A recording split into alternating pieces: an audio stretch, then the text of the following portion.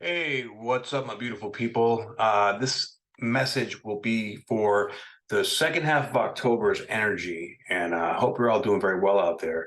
I'm making this video because the energies for October, of course, are very, very powerful. And, we just came through a solar eclipse that happened in Libra. And generations in particular right now, my generation, if you're between, let's say, 38 and 46 years old, these eclipses in particular are hitting you really hard. But also, we're seeing a lot of stuff in the world right now going on that I think we really need to be cognizant of what we're paying our attention to. Our attention is essentially the currency of the universe, right? And we're starting to really be drawn in a much deeper way in the direction. It's like these energies are like tractor beams, and that's why there's all this distraction and all these crazy things that are happening all over the place to capture our attention, to pull us away from the important internal work that we really have to do as we're moving through these very, very intense energies. So we're coming into a lunar eclipse here later in the month, but for now, there's a process, a method to this madness, so to speak. And we just came through essentially the Mars-Pluto square.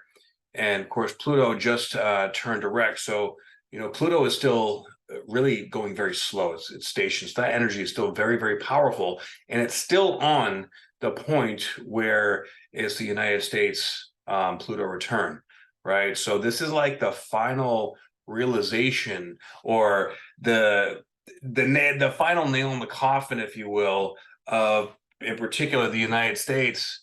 All of the citizens of the United States really taking a deep, hard, difficult, like mind bashing kind of look, seeing like, who are we as citizens of this world, and what do we want our country to really look like and be? And a lot of people are going to start getting really pissed off. I encourage you not to do that. We need to learn to transmutate or alchemize this anger, because Mars square Pluto is fucking angry. I have that in my natal chart. So I know that's why I love to work out, right? Because I take that energy and I alchemize it through working my body. But it's also can like push people over the edge, transiting wise. But not only that, we had Mars. Now Mars is in Scorpio, where it's exalted, right? So now Mars is like, all right, I need to do something. I need to make some shit happen, because there's still no other energies here other than Mercury that's moving forward. So the energy still feels like kind of stuck. But now that Mercury is moving forward as well, and we're having a Mercury cazimi here coming up the next few days. So the Sun, South Node, and Mercury are all sitting in its square to Pluto. Now, the actual Mercury and Sun conjunction, which is the Mercury cazimi, is going to be happening right at 27 degrees, 26, 27 degrees, which is right where Pluto is. Man, talking about needing to let go and needing to surrender.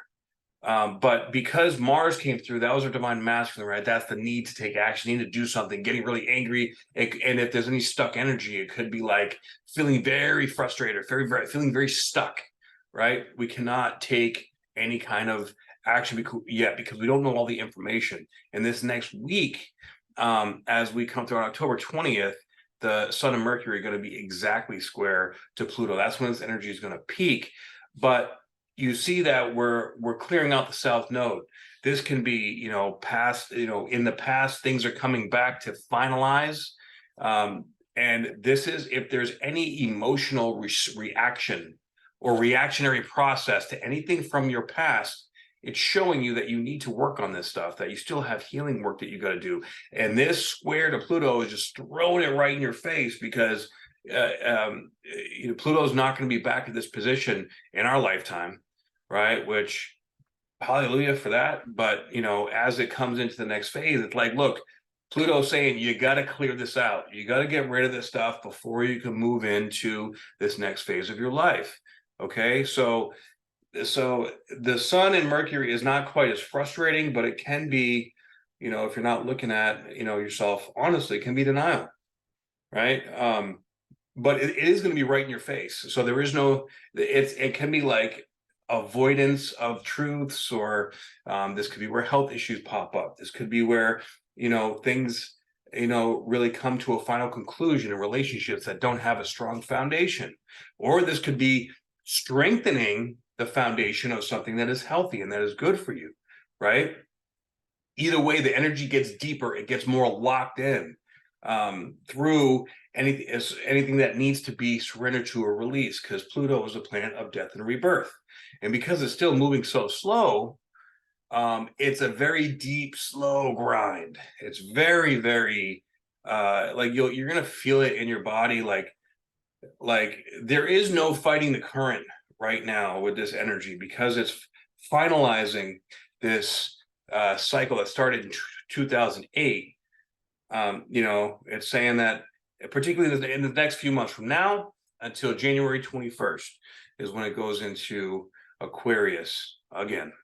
And from now until then, it's like goodbye and clear out. But this is bringing up the last bit, the last portion. It's like that one little thing that we were missing in order to manifest whatever we want, or to have whatever it is we are desiring, or even know at the very core what it is that we want to desire. This is really showing us whatever's coming into your life in this next week to 2 weeks is really clarifying and showing this is what needs to go, this is what needs to stay, and this is where you're at. This is the truth will set you free, provided that you accept the truth and allow the truth to teach you. There can be a lot of triggering going on, a lot of projecting going on. Okay, if you're getting triggered, or if you're feeling like you're in a reactionary state, you need to slow your ass down. You need to take it easy, right? There is no doing any mind work in this energy. This is all heart-based, intertwined with the central nervous system. Relax the central nervous system and flow. This is requiring flow. And as we flow, don't forget, we also have the North Node exactly conjunct to Aries. And this is sitting here for the next, again, like 2.5, 3 months. So while this is sitting right on this point, and if we want to compare it also to Vedic or sidereal astrology, this is right on the cusp of Aries and Pisces, right at 0 degrees or 1 degree, anyways. So there's a major shift going on here as it's clearing out this Aries energy. And Aries is basically the goddess of war. It's the feminine version of Mars, and it's in Aries, which rules Mars. So this is like the pissed off kid that didn't get invited to the party. That's like, I'm gonna make your life a living fucking hell, right? For the uninitiated, for the ones that either have like, this is really activating the darkness in certain people and certain groups. All right. And this is going to be very dominant here for the next few months. So we really have to be careful and not get pulled in to the wounded part of the Aries energy. All right. That's what we're seeing all over the world now. And with Chiron also being here at 17 degrees, all right, it's close enough to where Chiron is kind of it's really hyperactivating the wound of Aries.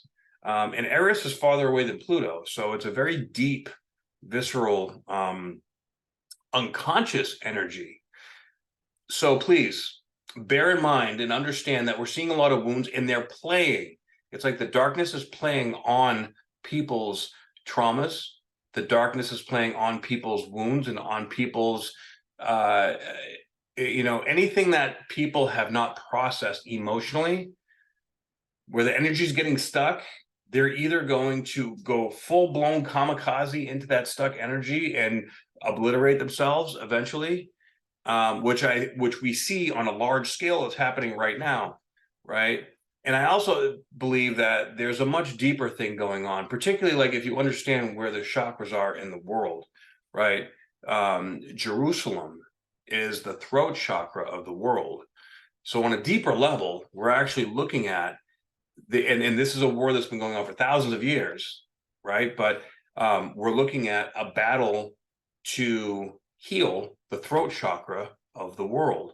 And the dark forces do not want to let that happen. Another chakra, I believe it's the heart chakra, is actually right near Maui. Then we have the root chakra over here in Mount Shasta in California.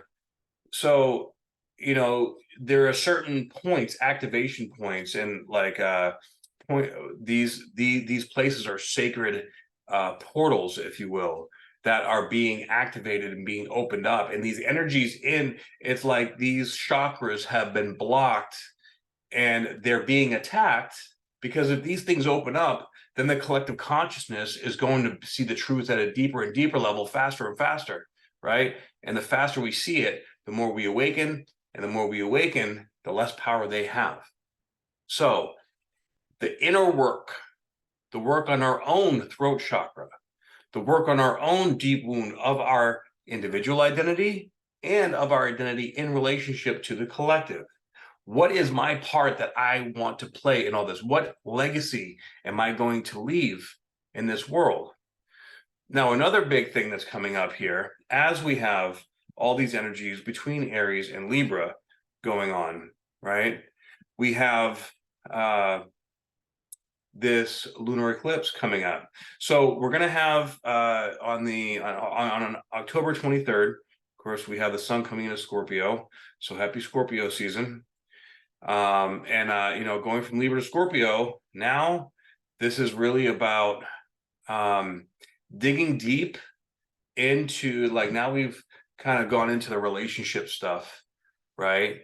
And I mean, the dominant vibration is going to be relationship stuff for the next 16 months, because we just came into this, new place. And with that, now coming into Scorpio season, we're digging deeper into the trenches of the unknown parts of all these new areas that we're activating and coming into to create this new reality this new chapter of our lives that we've all just started. And we're not just starting it individually, we're starting it collectively, but this is our opportunity to now get out there and connect with others. And we want to connect with others in a peaceful way. In order to do that, we have to connect to the people that are like-minded first, right? And we have to learn our strengths, our weaknesses, and of course, start really coming together to help people create communities, create support systems, create plans just in case things, like, not out of fear, but out of love. And it can be done this way, very, very simply. The more aware and the more humanitarian of an attitude we have towards all this, we don't want to fight, dude. All we want to do is live in peace. And there's too much pain and too much broken shit going on in this world to want to create more of that. So whenever we're driving around and we're getting triggered when when someone's taking too long, or, whenever we see, just people, like, I try to smile at everyone that's around me, make eye contact, nod, how you doing? Nice to see you. I say please and thank you. And I'm very kind, because especially with my physical appearance, people tend to think I'm a dick if I don't do that. but even if that wasn't the case, maybe just being polite changes someone's day for the better. And if I'm able to have that effect on someone, then I'm grateful for that. But as we're coming up into this energy, so this next week or so, gonna be a lot of epiphanies, a lot of realizations, a lot of truths. This energy can throw the sleep cycles off, and especially because we're in that window in between eclipses, is a portal. And we had a solar eclipse, which is like a new beginning. So this new beginning energy is coming through, but when something new is about to begin, something else has to die. So that 2-week period between the solar and the lunar eclipse is really a time of activating new energies and shedding old energies in a very deep way. The veils are very thin during this time in particular. So allow yourself to, go with the flow.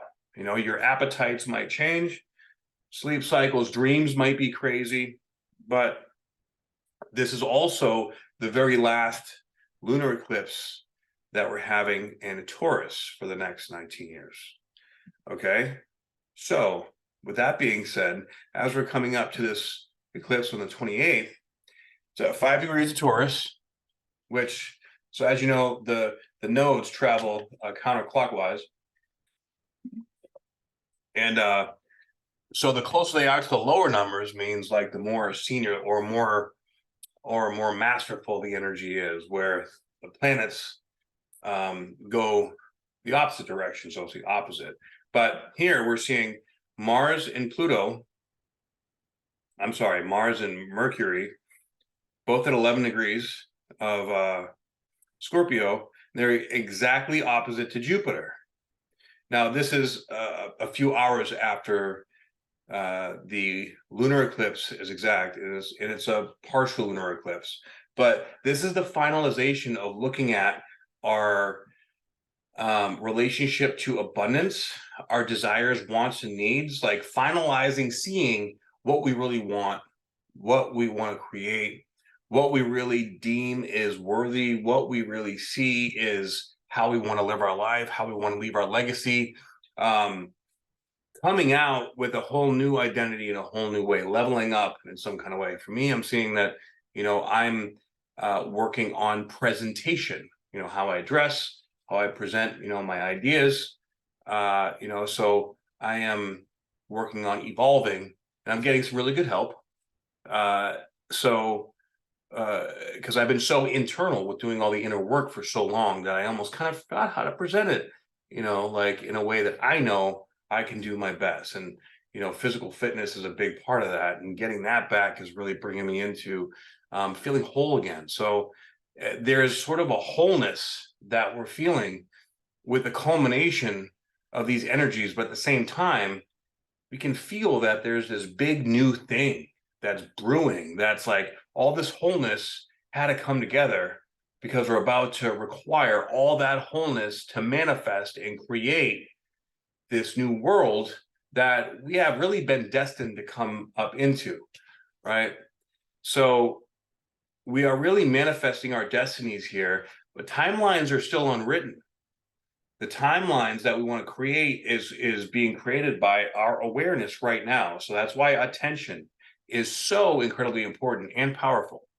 Because if we allow our attention to go into these groups that are based in separation, you got to pick they're trying to get everybody to pick a side, right? Duality is of the third dimensional construct. As we transcend duality and we come and live in the heart space, there is unity in everything. And it is our responsibility to ourselves to choose love, really, and choose unity. Now, I know, that will probably raise more questions than answers. But the point is that everything that may be coming up that's making you want to pick a side is really trying to make you look at a part of your own shadow that you have not integrated yet. So things are going to come up from the past. Things are going to be, like as you're closing out this cycle, the universe saying, hey, you got to close this out so that you can evolve, so that you can come to the next level. And we all have free will.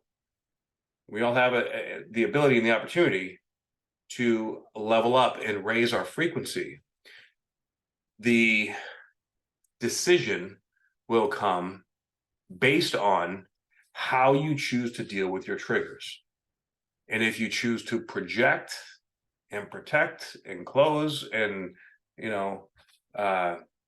shut down, or if you choose to open up and be honest with yourself, have the difficult conversations, let your heart be open, and not choose sides. You don't need to pick a side, guys. And that's what the big lesson of this energy is. Because if you're picking a side, you're essentially shutting down a part of yourself, because we're all one at the higher vibration.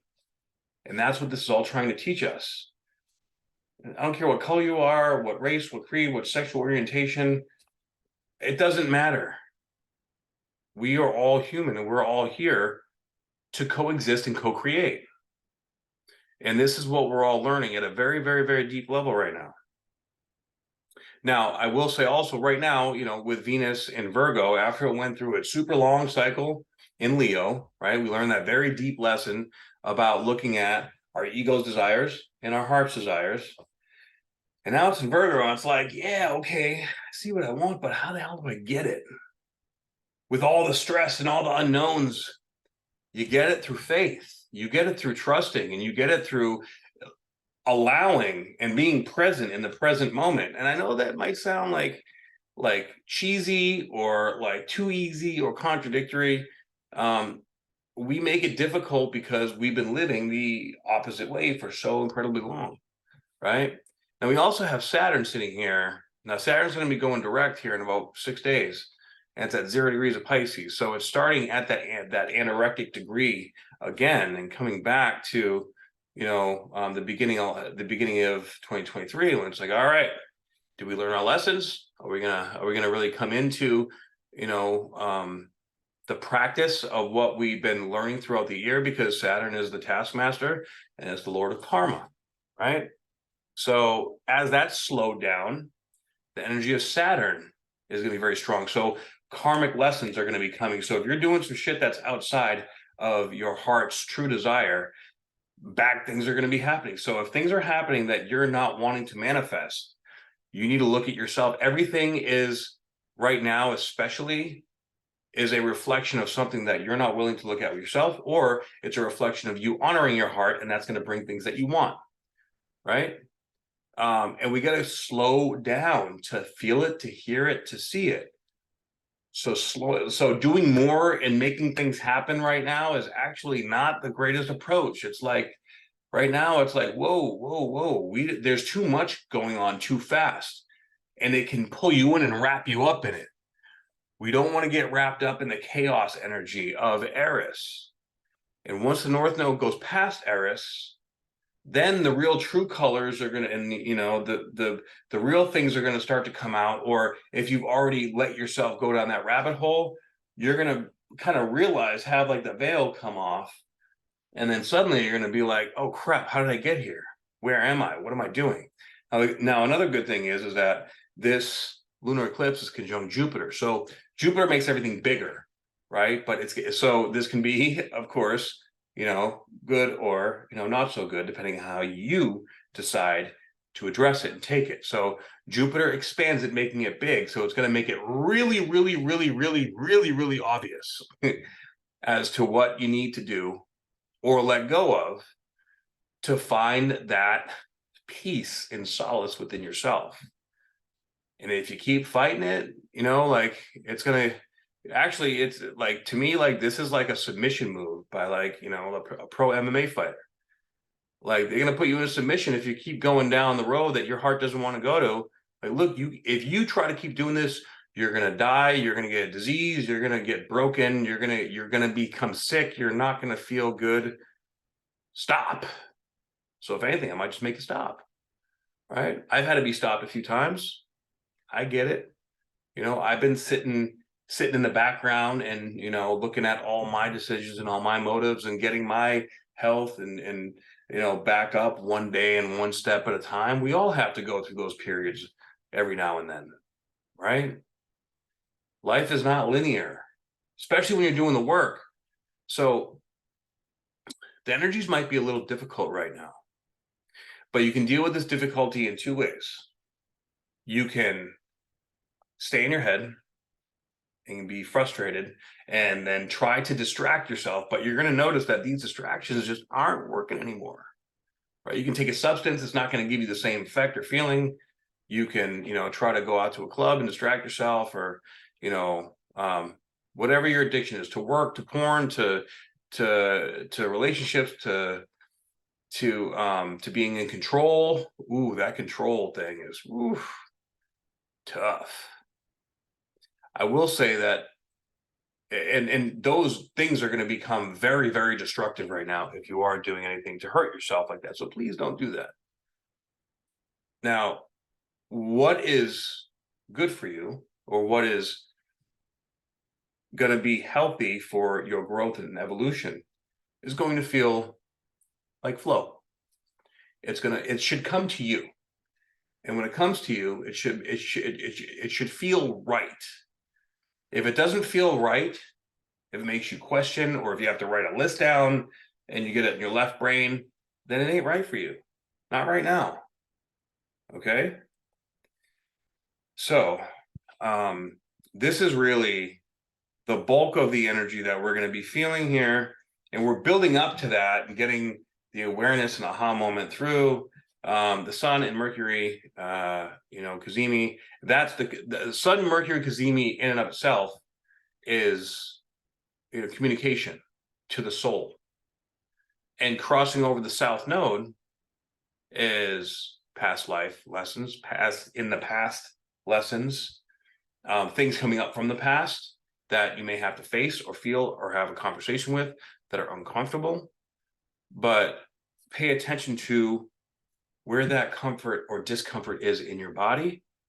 You're probably going to feel it in your body at this point. Going to be things are so sensitive, and allow it to move through you. Don't try to force anything. Okay. But you may have to face your fears or face your resistance in a loving way. And this requires all these little nuances. They require discernment, and discernment is best adjusted through a still, quiet mind. In order to do that, you got to slow down. The slower you can get, the stiller you can get without distraction, the clearer the answers are going to be. Okay, so I hope that helps. And if you resonate with this message, please do subscribe and like and share. If you would like a personal reading with me, you can go in the description box below. All my information is there. And yeah, other than that, I'll see you guys in the next video. I appreciate you all very much. Have a beautiful second half of October. Out.